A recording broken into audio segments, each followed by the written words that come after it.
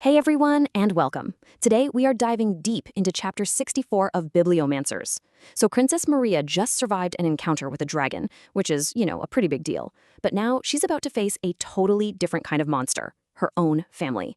Let's get right into all the political chess moves and the crazy risks she takes in this chapter. All right, so the chapter picks up right where the last one left off. The dragon's been handled, but there is absolutely no time to breathe. It's a classic out of the frying pan and into the fire situation. Maria's next move is already set. She has to confront her two brothers, and she has to do it before they mess up her whole plan to take the throne.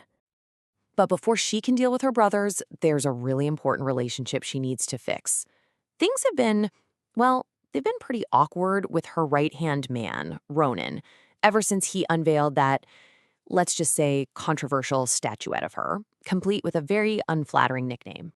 But first things first, Maria gets right down to business. And you can really see her stepping into that leadership role. She tells the dwarves, hey, just wait for me in the mine and don't dig up anything else for now. It's a smart, decisive command. She's already thinking like a queen, securing her allies and her assets before making her next big move. Okay, once that's handled, she turns to Ronan, and this is a huge moment. She gives him a real, genuine apology. She admits she took him for granted and let her anger about the statue get the best of her. It shows a lot of maturity. She's putting their partnership and his loyalty above her own pride, which is absolutely crucial right now. So Ronan accepts her apology, and then he lays it all out, revealing that M was in on the plan too. He basically says, look, we knew you would never, ever approve this, but we had to do something drastic to get people to actually pay attention and care about what's happening in the kingdom. It was a shock to the system, and it was totally intentional. And he frames that whole statuette thing as a necessary evil, a political tool. Yeah, it was a huge risk, but it was designed to get people talking about Maria, to make her seem, more real, more human than her tyrant father. It's an uncomfortable truth, but that's what a good advisor does, right? They tell you what you need to hear, not just what you want to hear. And this right here, this is the turning point. Maria gets it. She doesn't just forgive him. She sees the genius in his brutal honesty, and she makes it official. Ronan is now her #1 advisor. Their alliance is stronger than ever. So, with the team back together, they head off to Longfield, where her brothers are waiting. So, they're on the coach to Longfield, and this is where Maria gets her first real taste of her new public image. And it is complicated. That slutty princess nickname isn't just a private little problem anymore. Nope, it's out there in the wild, and now she's got to deal with the fallout.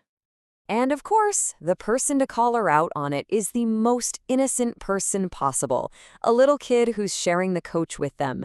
Just one blunt question, and suddenly she has to explain this awful nickname in public, right in front of this kid's mom. How she answers this is going to define everything. This is her first big PR test. And you know what? She absolutely nails it. She doesn't get defensive or embarrassed. She completely reframes the situation.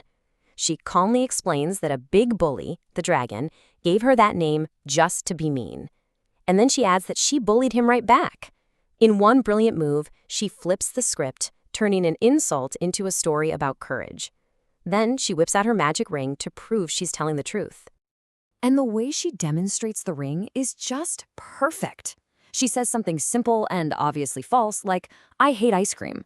The little boy is holding the ring, and he immediately calls her on it with that perfect kid logic. Lie. It's impossible to hate ice cream. It's such a charming, funny moment. It completely diffuses the tension and totally wins over the mom. So that lesson continues when they get to Longfield.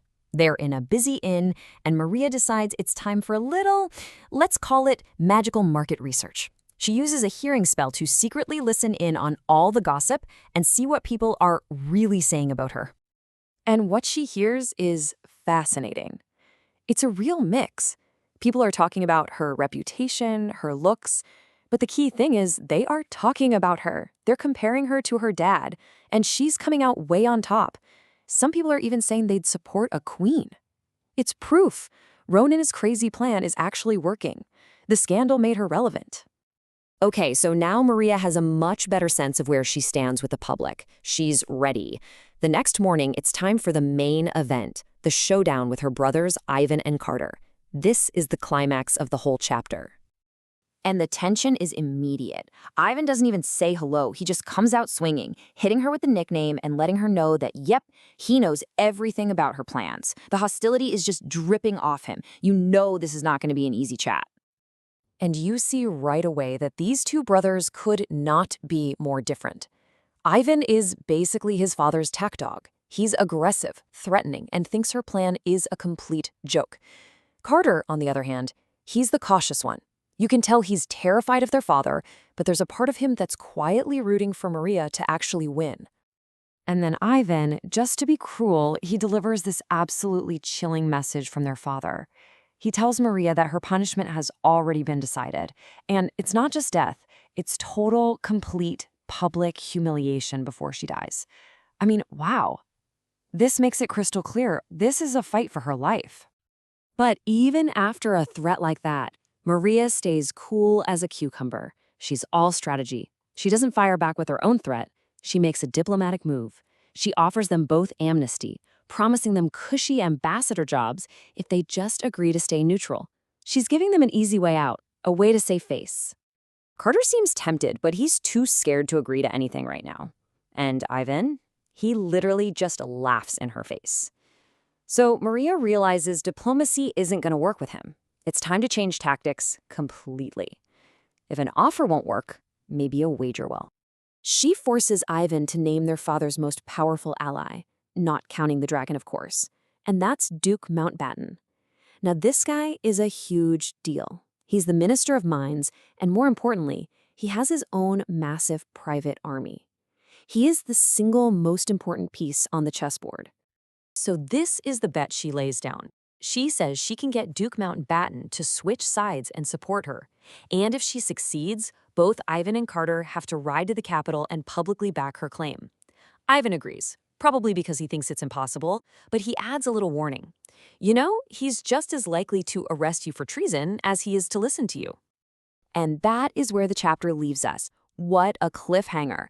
Maria managed to neutralize her brothers for the moment, but she did it by taking on an even bigger, more dangerous challenge. Now, to get their support, she has to go face to face with her father's most powerful friend. So the big question is, can she really turn the Duke to her side, or did she just walk straight into a trap?